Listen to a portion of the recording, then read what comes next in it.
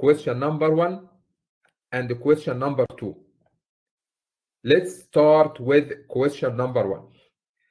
This question is asking for what is the dead load, life load, wind load, snow load acting on this truss.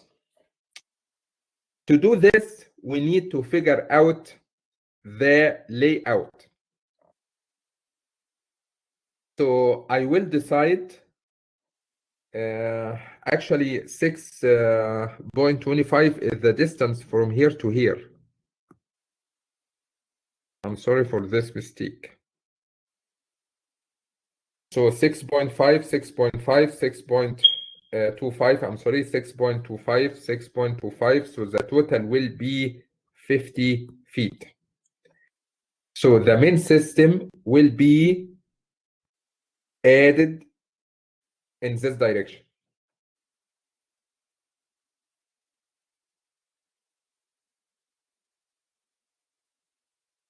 What is the spacing between the main system?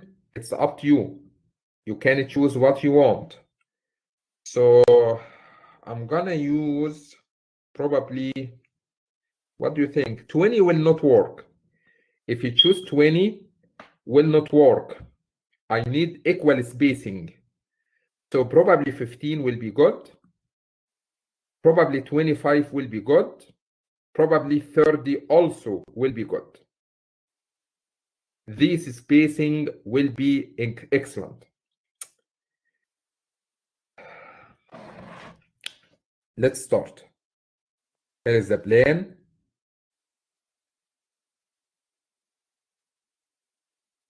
This side is 50. This side is 150. So I'm gonna use 30 feet spacing. So the main system will be laid out like this. 30, so how many spacing? We have 30 times 5 spacing. Okay, I will choose 15. 15. So we have 10.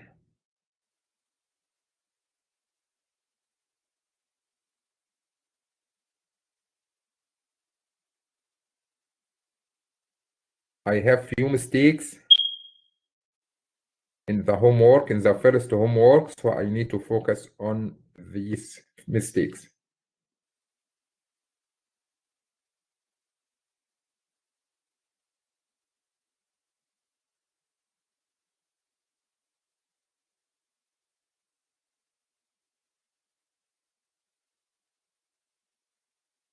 So guys, I choose spacing between main system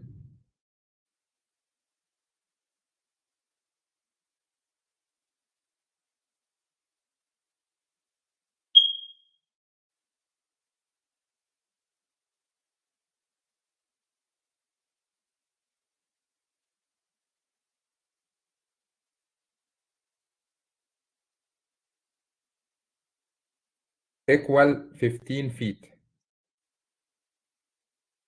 I'm gonna label it 1, 2, 3, 4, 5, 6, 7, 8, 9, 10, 11.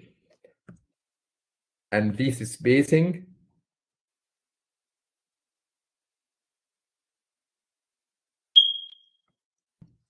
will be 15, 15, 15, 15.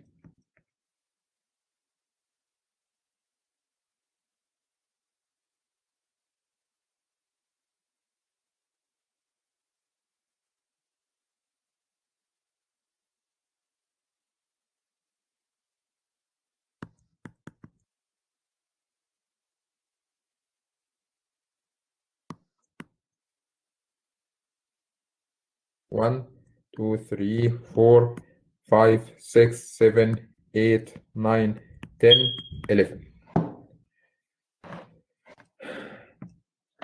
Please pay attention to me. Please pay attention to me. At this vertex, we have purlins. Actually, 2 purlins. So I'm gonna draw. Okay, I will use a different color. I'm gonna draw 2 parallel lines like this.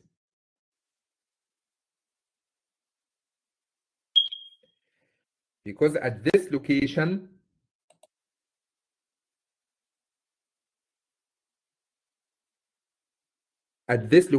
we will have 2 purlin, one from this side and another one for the other side. So at this location, which is at the mid distance, we will have 2 purlins, 2 parallel purlins. What else? Your purlins will be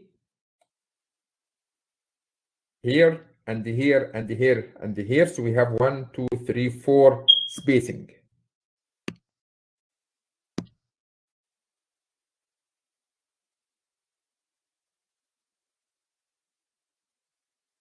Like this.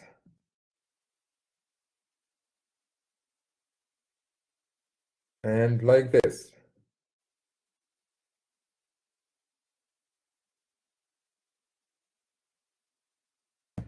That makes sense?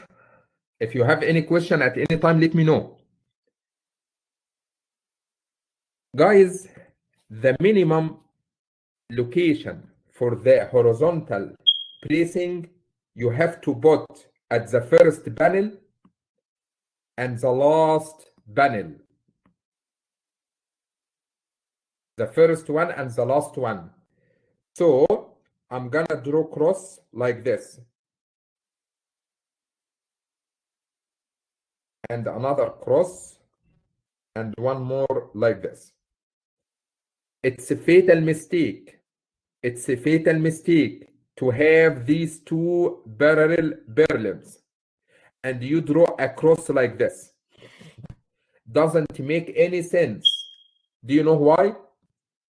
Because if you have 2 parallel purlins, that means we have 2 different slopes. This slope and this slope. We have 2 different levels. Doesn't make any sense to draw cross or members crossing from this side to this side. No, it's a fatal mistake. Okay, I will do another horizontal bracing at the end panel. If you are feeling that this total distance is too long, 150, if you are feeling they are too long, you probably at an intermediate panel, you can add horizontal bracing. It's optional. I will not say it's mandatory, but you have to put the first at the first panel and the last panel for construction purpose. Then at any intermediate location, it's optional if you are feeling the total distance is too long. Burak, I'm not sure why your purlins are not equal spacing. Anybody, can you watch the spacing between purlins?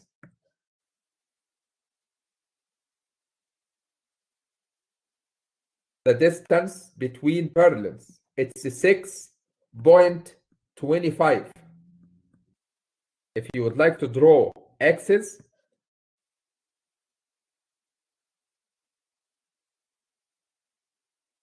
it's not Burak's mistake. There is another student, I cannot remember the name, but spacing between purlins are equal. So I will put 1 for A, B, C, D, E, F, G, H, I. The spacing is 6.25, 6.25, 6.25, 6.25, 6.25, 6.25.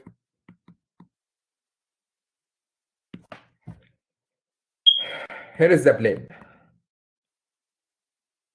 Anybody has any question?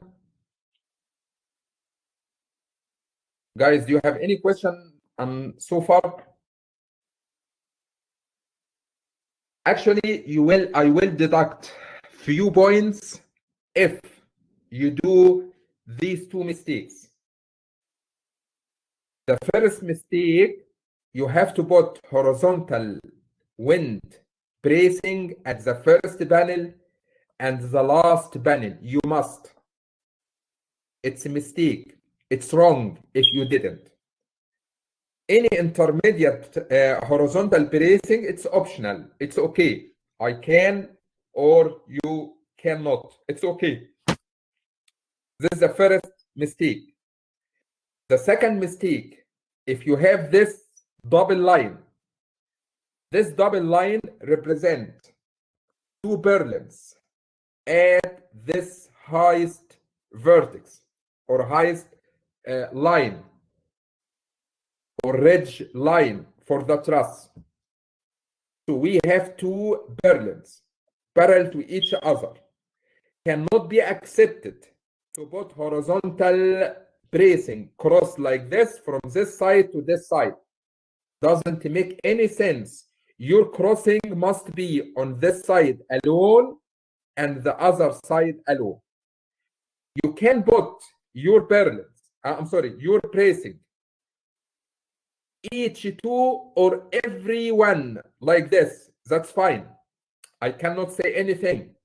If you would like to do two of them at one cross, that's fine.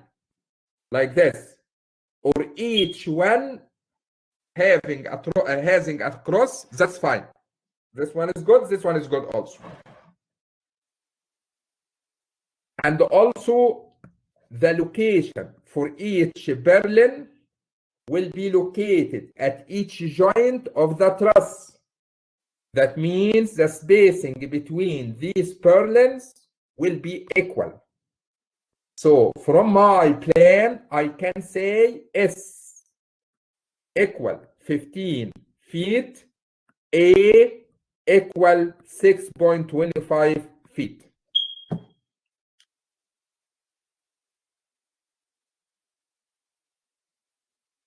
Looks good?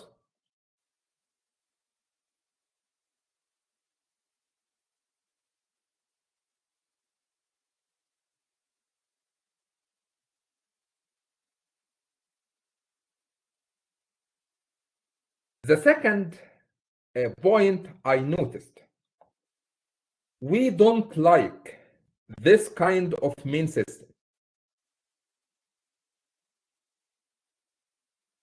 We don't like this shape. Only one triangle like this for the truss.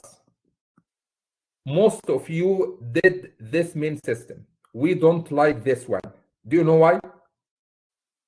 Because the whole truss with all the applied load are supported by these columns at only one joint. I cannot say it's wrong, but we don't like this because we will expect high load transfer at this location. But the most suitable main system truss like this. We like this.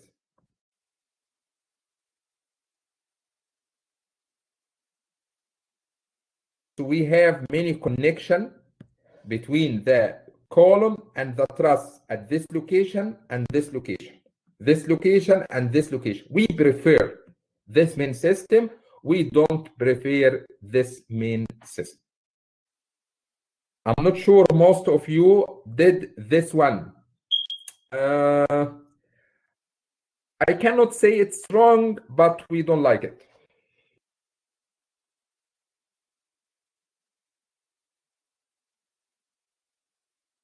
For the elevation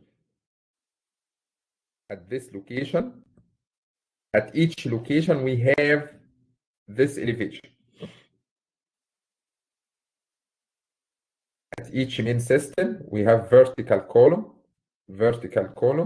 I can do this at 1, 2, 3, 4, 5, 6, 7, 8, 9, 10, 11.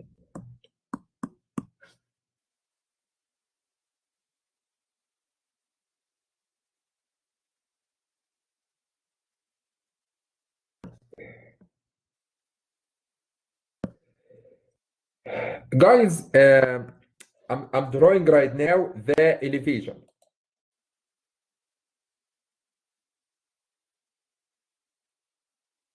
Make sure you understand that this column or this member represent column in the main system. You are looking from this side. So we have here a column. This column represented by a line in the elevation. This column is supported by fixed. So we need to show up the support like this. Some of you, I added these supports in your graded homework. Regardless how many side girds or something like this, that's fine. It's not a big deal. But remember, it's a mistake also if you forget. If you have in this panel horizontal wind bracing, that means we must have here vertical wind bracing. We must have here vertical wind bracing. It's optional. You added here horizontal wind bracing. At this panel, you must add here vertical wind bracing. This is the elevation. And if you would like, that will be great. Because some of you did AutoCAD drawing, and I appreciate this. To put your axis.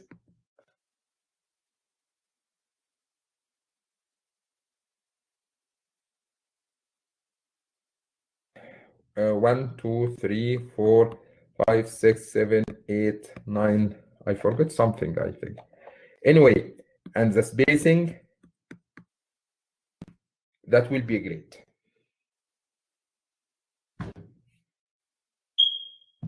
Any question related to the layout? Any question related to the layout?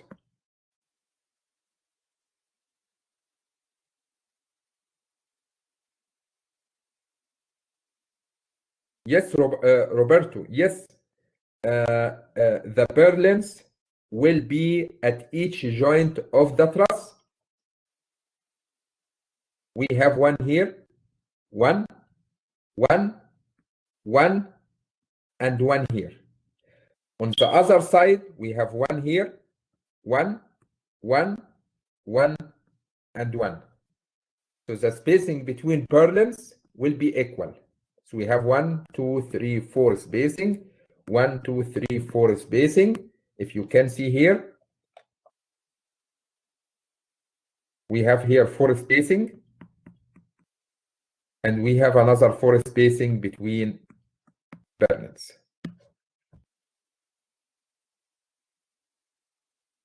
Okay. Yes, purlins should be at each joint of the truss.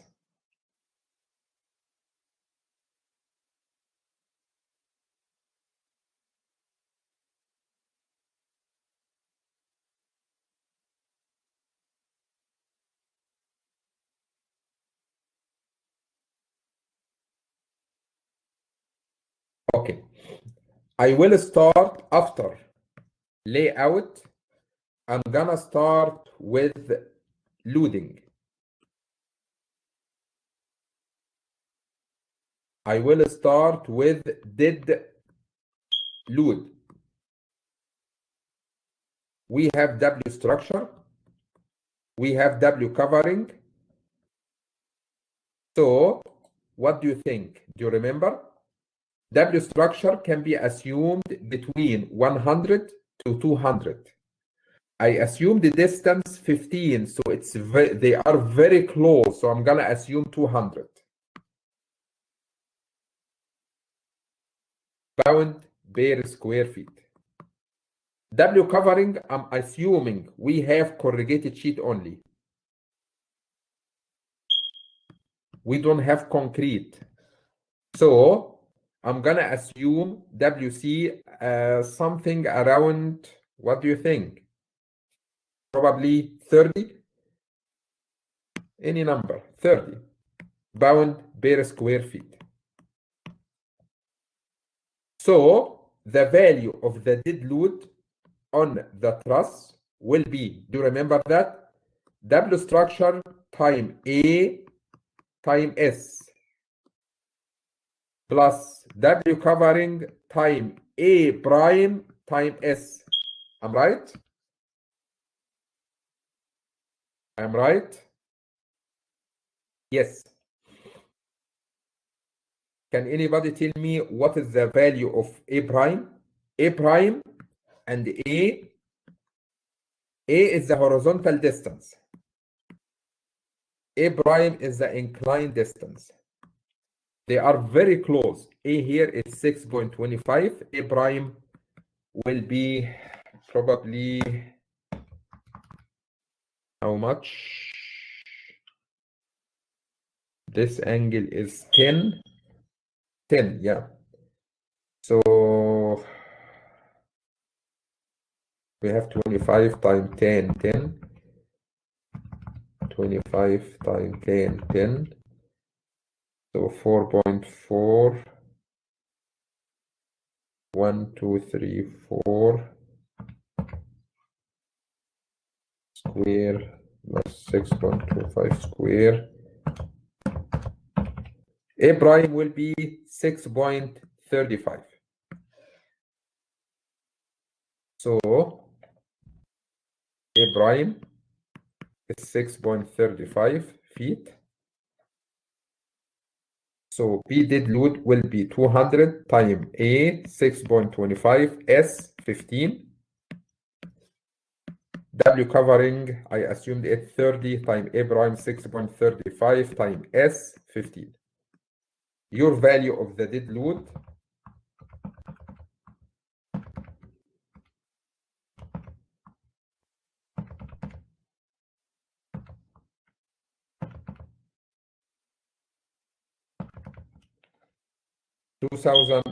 $21,607.5 pound. If you would like to convert it to kip, it will be 21.6 kip.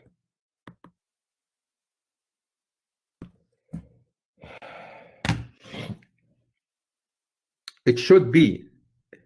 I will have many different answers because based on your assumption for W structure and the W covering, based on your layout, you can determine S, A, and A prime. All of this stuff will control the final value for the dead load. Guys, what do you think?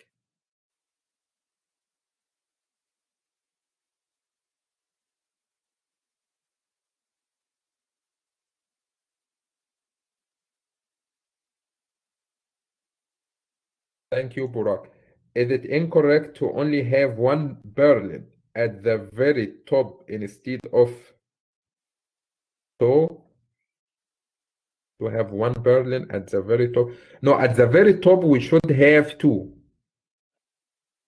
At the very top we should have two, not one. For one reason, probably later I will show you the details at this location because we have covering in this side, so we have purlin like this, and we have another covering on the other side, so we should have purlin like this. So each side must have purlin. So we must have two purlins parallel to each other at the top point of the truss. Okay, guys, this is for dead load. So this truss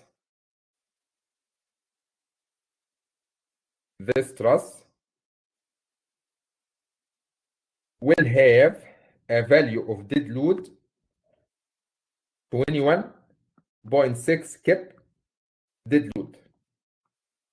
At the edge point, we will have 10.8 dead load. Have this value. For live load, I believe your angle will be 10. 10? Is it 80? No. 80 from the vertical axis, but 10 with the horizontal axis. So your slope is 10. And I'm going to assume we have axis. If the problem did not, I'm not sure the problem said this or not. The problem did not say anything about do you have axis or not, so you can assume what you want. So I'm gonna assume we have axis to the roof, and the angle or slope angle equal 10 degree. So I'm gonna assume the value of the live load equal 30 pound per square feet. So P live load equal this live load time S time A.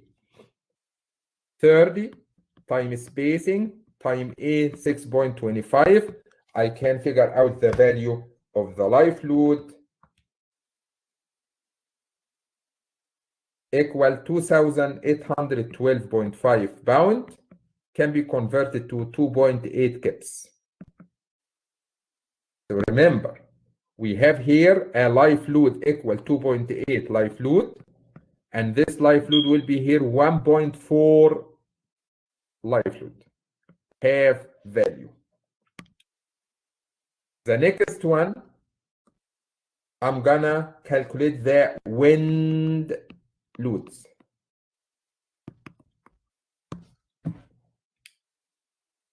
Wind loads.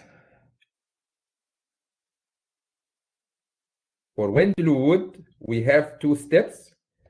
The first step, we need to calculate the fluctuating pressure.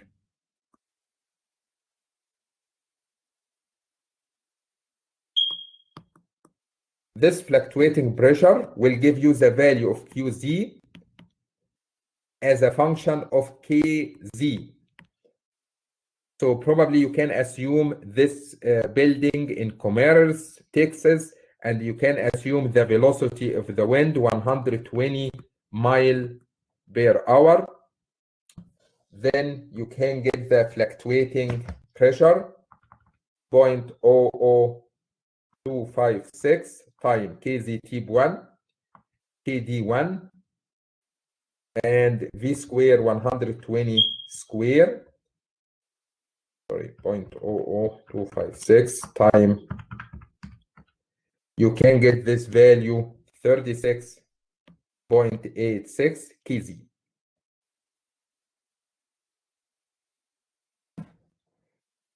So this is the value of kz. Sometimes we need value for kh, qh. H is the height, the mean height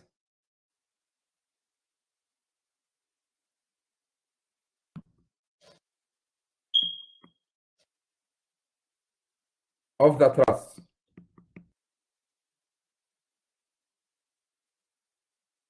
What you mean by mean height, here is the shape of the truss. The mean height means this total height until this point equal 14 feet. Then the extra height here, I believe it's 4.4. Yes, 4.4. So the mean height will be at this mid height to the bottom. this is H, equal 14 feet plus 4.4 divide 2. So the mean height will be 16.2 feet. So please at H equal 16.2, KZ equal what? That means QH equal what? So I'm gonna open this table for height 16.2. That means you are still in this range, KZ equal 0.85. Probably greater a little bit, we can assume 0.86. Anyway, 0.86, that means the value 36.86 times KZ 0.86, this value will be 31.7. Let's start.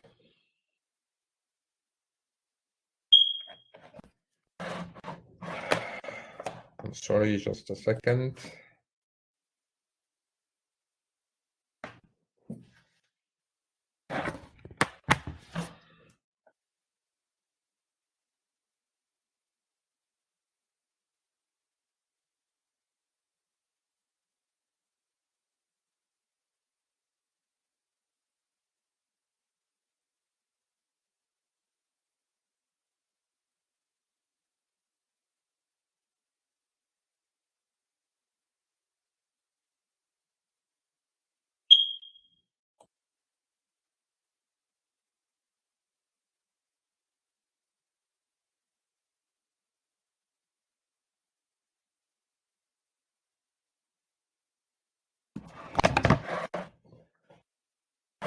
So I'm gonna start with the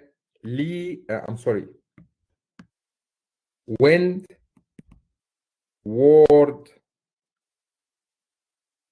direction. Just to remind you, here is the truss. This total height is 14 feet. So the value of the pressure equal QZ GCB minus QH GCPI, like this. Do you remember this equation for leeward? So QZ, what height do you have? We have from 0 to 14. From 0 to 14 can be divided only to one interval, because the first interval from 0 to 15. So I'm good. So QZ from 0 to 15 equal 36.86 times 0.85. We have only one value because we have one range. You are lucky, 31.33.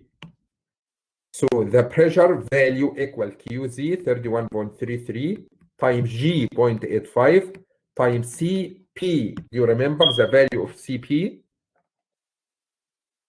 For a windward wall, we have only one value for CP equal 0.8. Minus QH 31.7 times GCPI positive or minus 0.18. That means we will have two values. I'm going to use the maximum one. 31.33 times 0.85 times 0.8 minus 31.7 times 0.18. The minimum value will be 15.6 pound per square feet.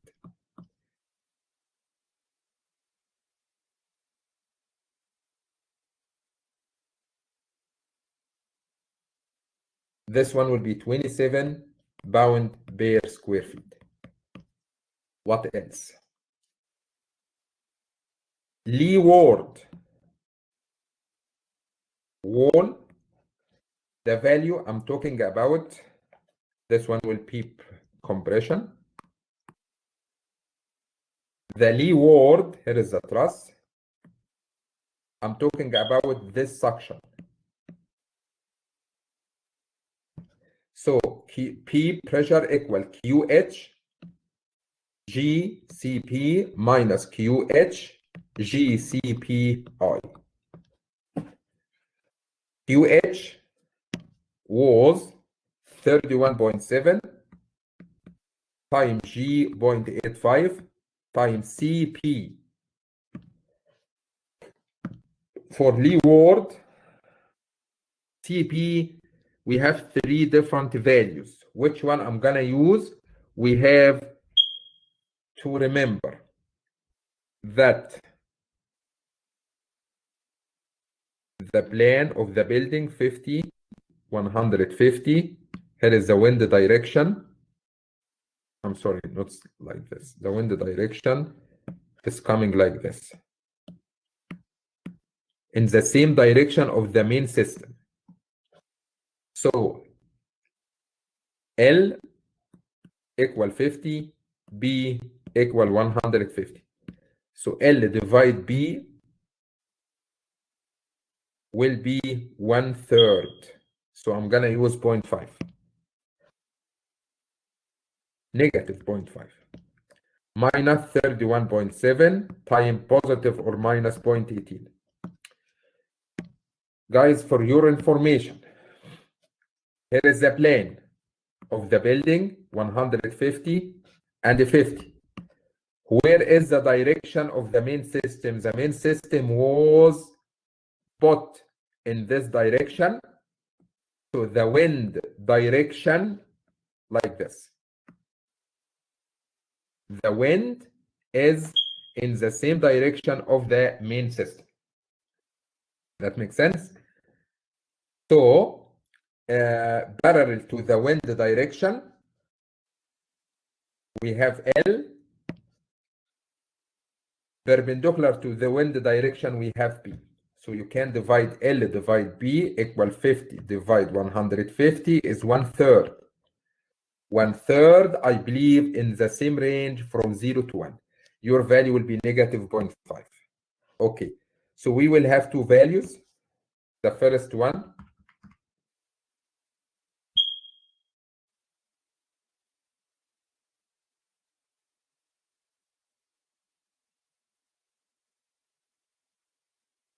negative 19.2.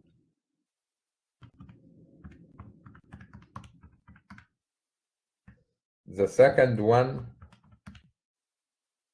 will be negative 7.7. I'm gonna use the maximum one. For windward roof,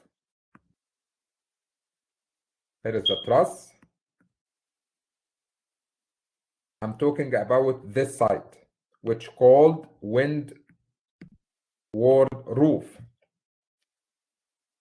The value of the pressure QH GCP minus QH GCPI.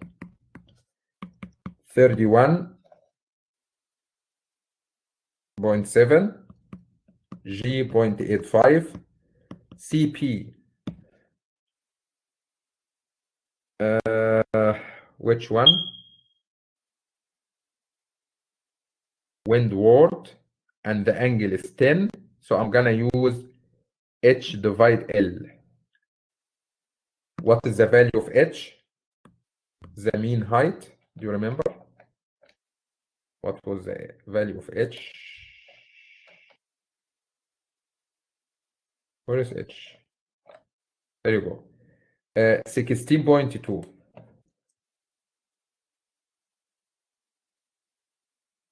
What is the value of L? 50. So H divide L, 0.3. I think 0.3 is not smaller than 0.25. So probably I'm gonna use negative 0.9. That's fine. Negative 0.9 minus 31.7 times plus or minus 0.18. So I will have 2 values, 31.7 times 0.85 times negative 0.9 plus 31.7 times 0.18. The minimum one will be negative 18.5.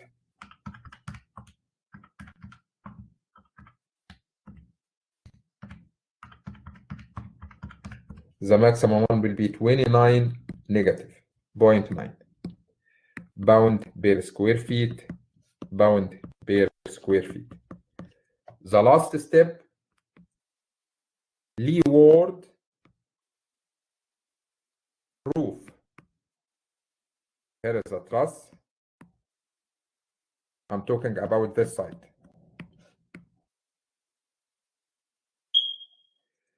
So P equal Q H G CP minus QH GCPI.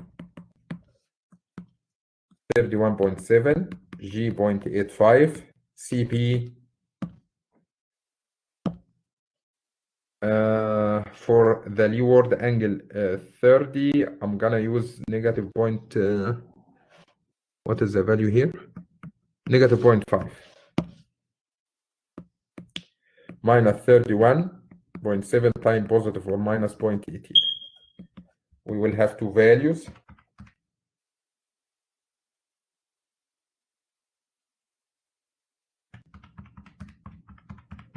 The maximum one will be negative 19.2. The minimum one will be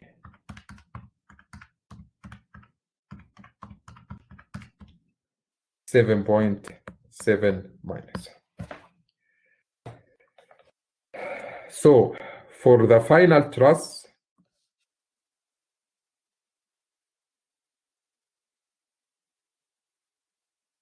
we will have here a compression. We will have here a suction. We will have here concentrated load perpendicular to the inclined surface. How much? Let's start with the first one. The pressure here for the windward was 27. So this 27 will be multiplied by spacing S 15. So the wind load will be 405 pound per foot or 0.41 kb per foot. This is the first one. For leeward, the pressure for leeward was, I will use the maximum one, 19.2. So I'm gonna multiply 19.2 times S. 19.2 times S will be 288 pound per foot. Probably will be 0.288 kb per foot. For windward roof, the maximum value was 29.9. I will multiply this one, 29.9, by S by A prime. You remember that? I will show you these steps. Okay. So I will multiply it by 15, A prime 6.35. This concentrated load will be 2,847.9. If you divide it by 1,000, so that means you have a concentrated load 2.8 kb. And the first one will be have value 1.4. So we have here wind 2.8 kb, and the edge one will be 1.4 kb. For leeward, for the for the windward, for the leeward, we have a value here 19.2 times S times A prime will be 1.8 kip, and the edge one will be 0.9 kip. This is for wind. Guys, remember, for truss, the wind load will be concentrated load at each joint perpendicular. Not vertical, not horizontal, but perpendicular. Like this, for wind. The next load is a snow load. I'm gonna assume PG ground snow load equal 20 pound per square feet, and the flat BF equal, do you remember the value for snow? 0.7 CECTISPG. 0.7 CTCSISPG. That's right. CECT. Anyway, so go ahead and put your numbers. If you start, you can assume C equal 1, CT equal 1, IS equal 1, and BG 20. So you can get 0.7 times 20 equal 14 pound per square feet. But this is for flat. But we have a slope. So PS equals CS, I think. CS times PF. CS probably you can take it 1 or 0.9 or something like this. Times 14, your value will be 14 pound per square foot. So your snow load as concentrated load will be 14 times S times A 6.25. Your value will be 1,312.5 pound or 1.3 kip.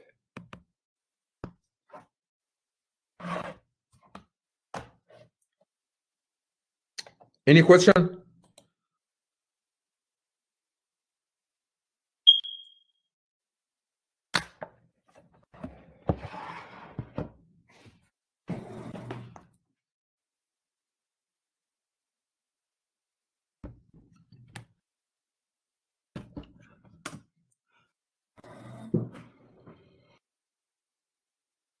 So guys, just a second, I will switch my account to start Riza 2D. So please pay attention. I will switch my account, just a second.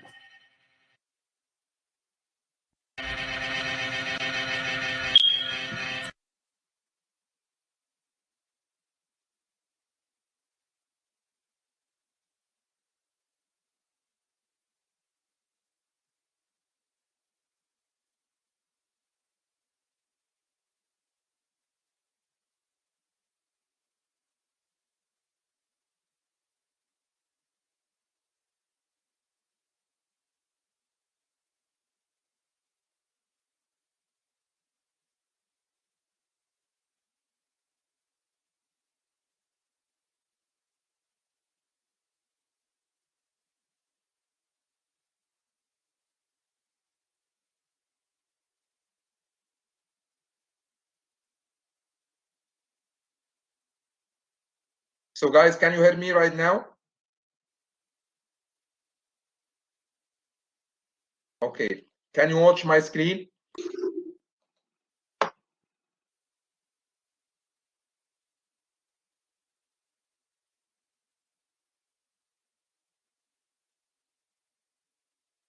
So I will open Riza 2D. Do you remember Riza 2D? Where is this one? Here you go.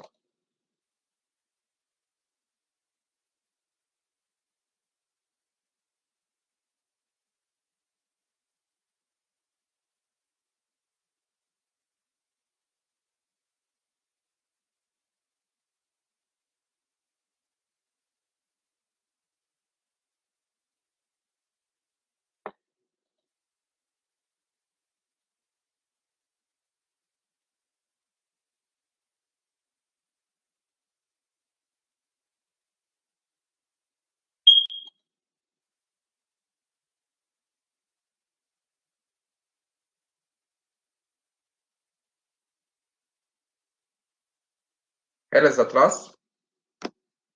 If you remember,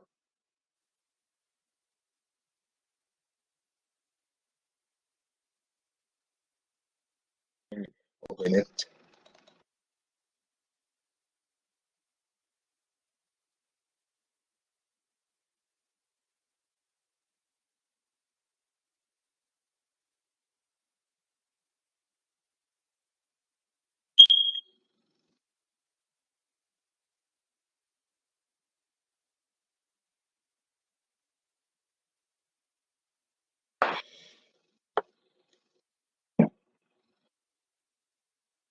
Do you remember how to use RISA 2D?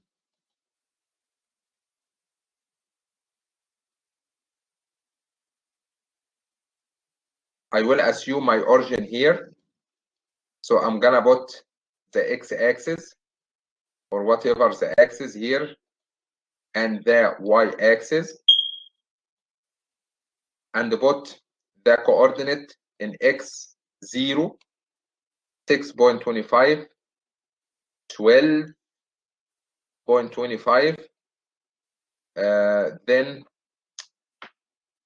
19 or 18, whatever, then 25, and these locations for y at 0, at 10, at 14, and then this location, this location, this location, and this location. Let's try. Let's try. View, show grid, or drawing a grid. Insert, joint. For x, the first coordinate at 0 and 0. The second coordinate. What do you think? We can start with this one. So in x, 0 and 10. 0 and 10. For the next one, we can do 6.25 and 10. Then 12.5 and 10.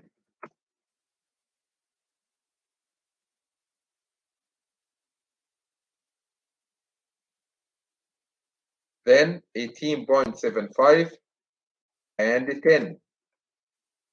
Then 25 and 10. 31.25 and 10.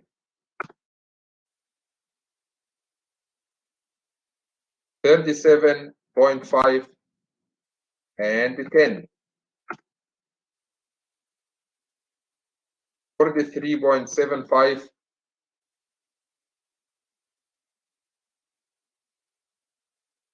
one is in 9 and 10.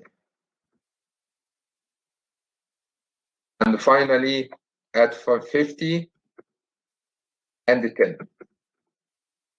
The next point will be at 50 and 0.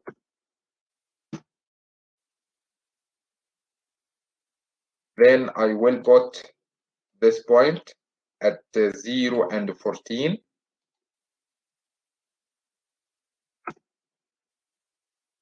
Then at 6.25 and 1.1. Okay, 14 plus 1.1, 15.1, 12.5, and 16.2,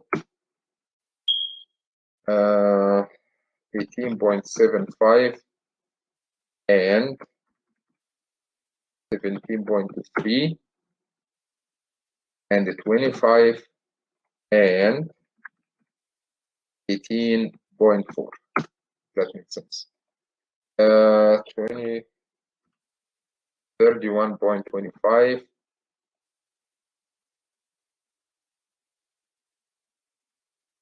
18.4 minus 1.1, 17.3. Then 37.75 and 16.2. 37.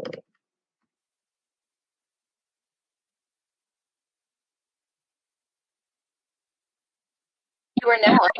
Dr. Amen. Yes. And 18, I believe, is 37.5, not 5. I'm sorry, one second. This one? Yes, sir. Yes. Okay. Yeah, you're right. 43.75, and this one will be 15.1. I think we have one more, 50 and 40. Here you go. Here is all nodes needed for the truss. That makes sense.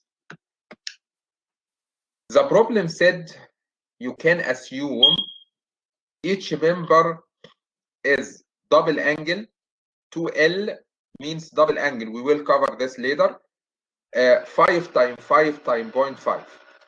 So insert members, hot rolled or cold formed. No, it's a hot rolled. What is the shape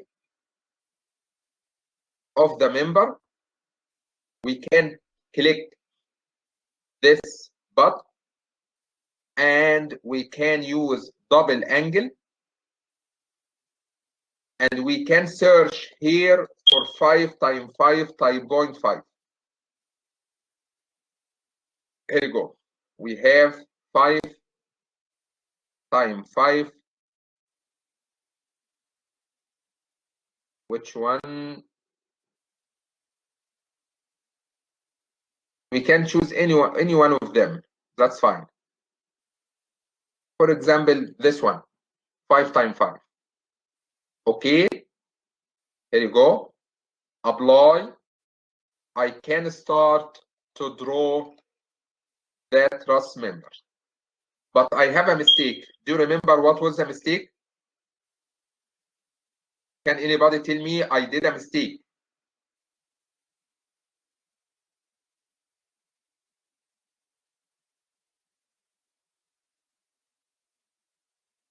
Oops.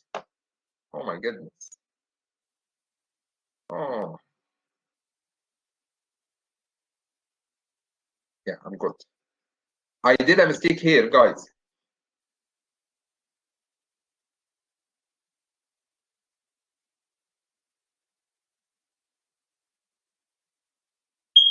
When I said insert members to draw truss, you have to highlight pin at both ends. If you didn't select this option, you are drawing a frame, not a truss. This option means each member is pin connected. Okay? Be careful about this point. Insert members, pin, apply, then I can draw the truss members.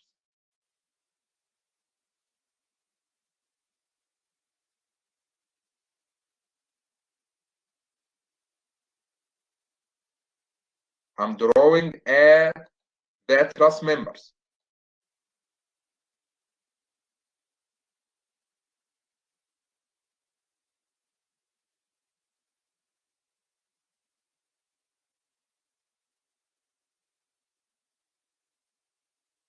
And then we have these inclined members.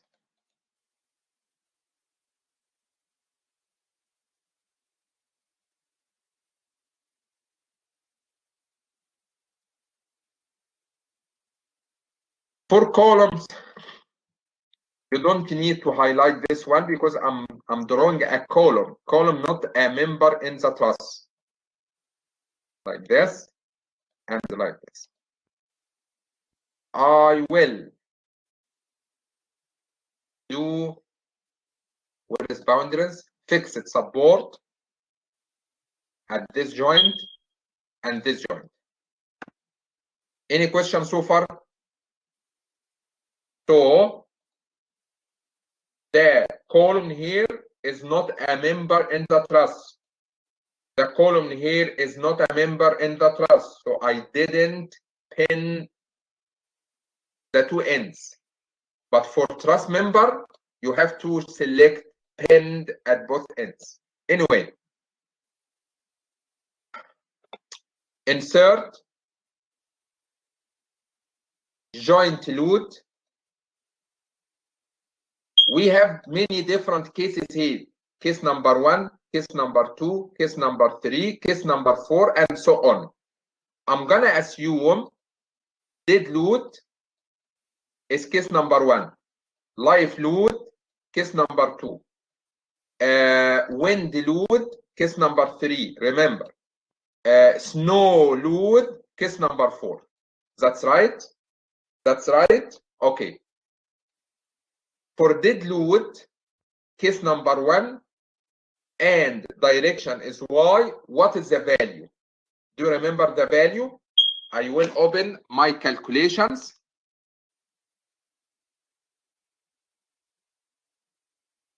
Just a second.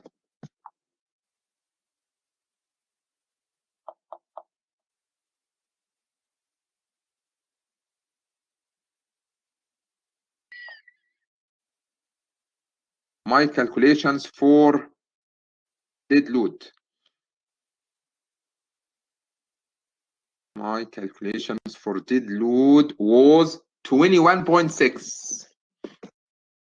21.6. It should be negative. Down. Apply. I have here one more,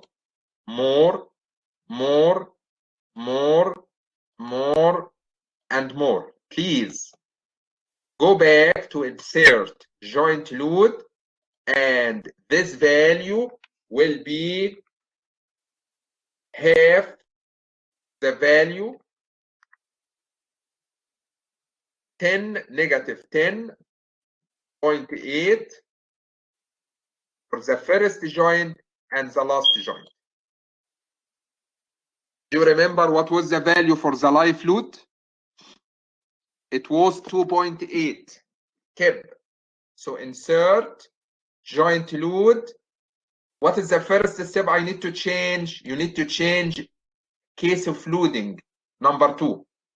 Number 2, because we decided that for live load, your case number will be number 2. And your value, how much? 2.8, negative.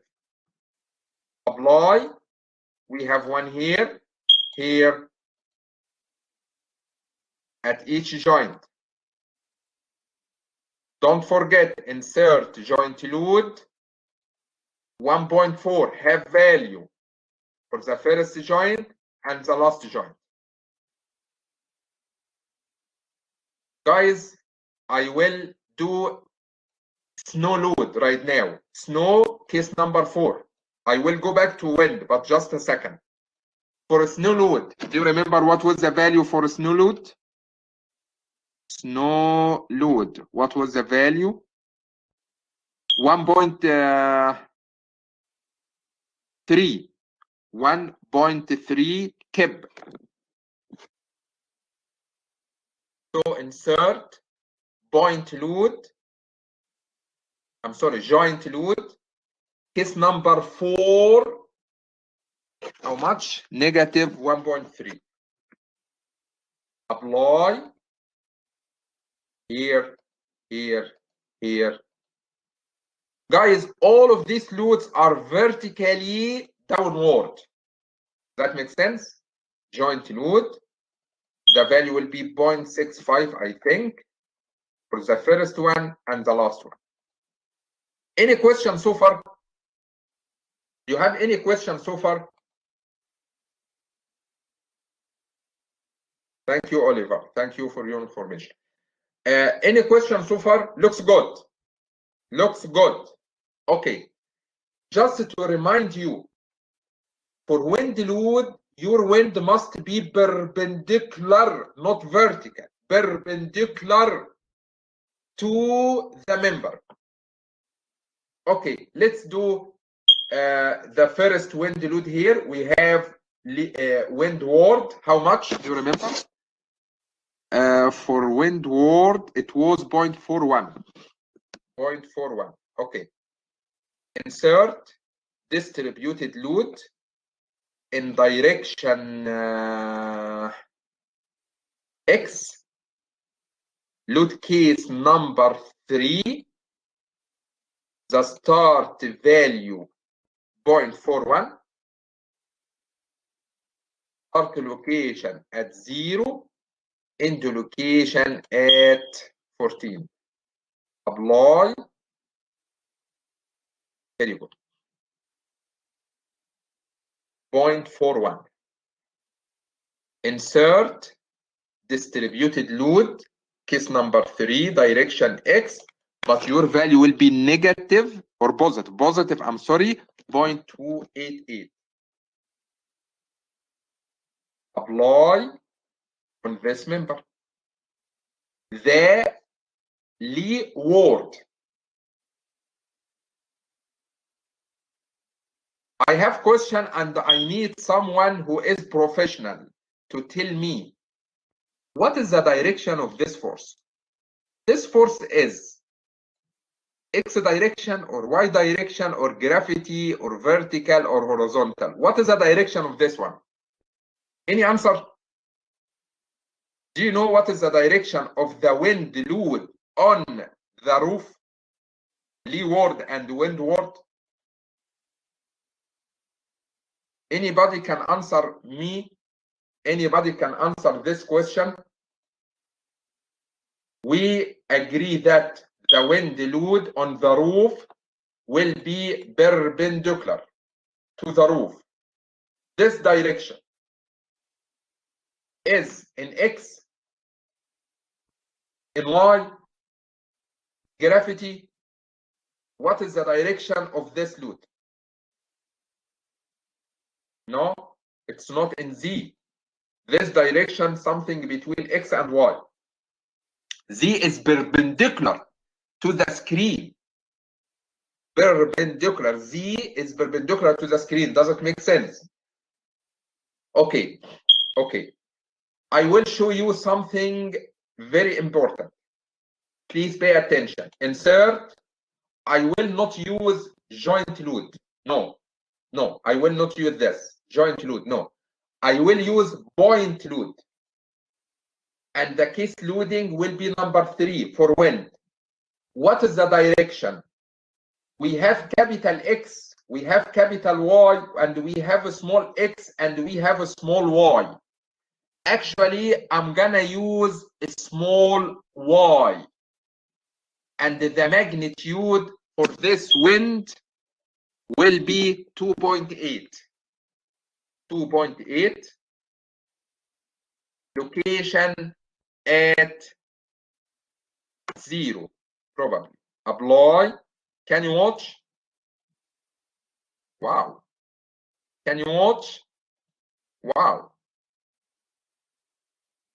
What do you think? What do you think? One more time. One more time. Insert point load. Your direction is a small y, not capital Y. And I will answer, I will explain what is the difference. Your value, 1.4. And the distance here will be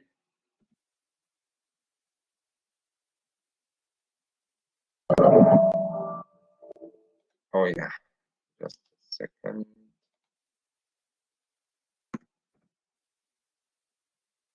Very good. Insert point load 0. Your value here will be 1.8. Apply this one, this one, this one. Insert point load 6.64. this one, and insert point load 0.9. There you go. Here is the wind load. Here is the wind load. Before solving, we need to do combination. Do you remember that? Load combination, LC. For load combination number 1, what is the factor? Do you remember? 1.4. Load combination number 2, for dead load, the factor is 1.2. For live load, the factor was 1.6. Remember? Guys, do you remember these factors?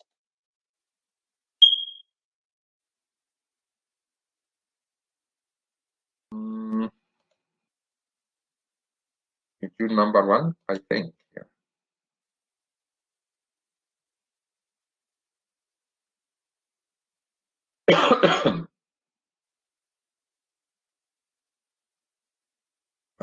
Load combination. Yes, here you go. 1.2, 1.6. Do you have snow? Yes, we have 0.5 times snow. So combination number 4, I'm sorry, load number 4, the factor is 0.5. What is the next? 1.2 dead, 1.6 snow, 0.5 live. So dead time 1.2. Snow, this one should be snow. Time 1.6, this one should be live. Time 0.5. So you need to add the load combination. One more combination, I think. 1.2 dead, 0.5 live, 0.5 snow. 1.2 dead, 0.5 live. I'm sorry, live. This factor is 0.5. And for snow, 0.5. What else? 1.2 dead, 0.5 L live, 0.2 S. So 1.2, 0.5, and 0.2. What else? 0.9 dead and 1 wind. 0.9 dead and 1 wind. And I need to delete this one.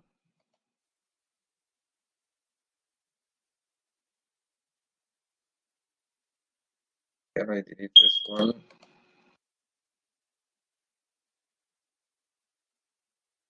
There you go. What else? There you go. That's it. That's it. We don't have anything here. Probably we can delete this one. All of these combination, remember and keep in your mind, dead load represent case number 1. Live load represent case number 2. Wind load represent case number 3. Snow load represent case number 4. You need to add the factor. For this one, dead time 1.4.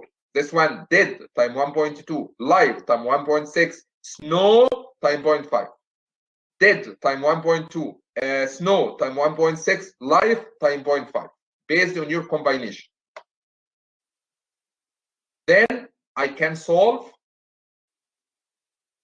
Please, are you solving single load combination or envelope? All of your combination, I will envelope. If you select a single load combination, that means you are solving for dead load only, case number 1, or whatever the case you are choose. But if you choose envelope, you are getting the maximum or the highest value for design. Solve. I am done. I can show you the internal forces for the truss member. Here you go. Tension at the bottom, compression at the top. Here is the internal forces in each member. The internal forces in each member. Okay. So I am done for today. Please watch this video one more time, the recorded video one more time, because it shows you more skills, how to use RISA 2D to analyze your truss. I forget something to mention. What is the difference between capital X and the capital Y and the small x and the small y?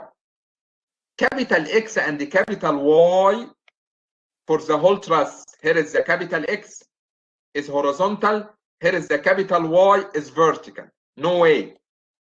Capital X is horizontal. Capital Y is vertical. No way. Small x and the small y, each member is different. If you have a member like this, inclined, so the small x is parallel to the member, whatever the direction of the member. And the small y is perpendicular to the member.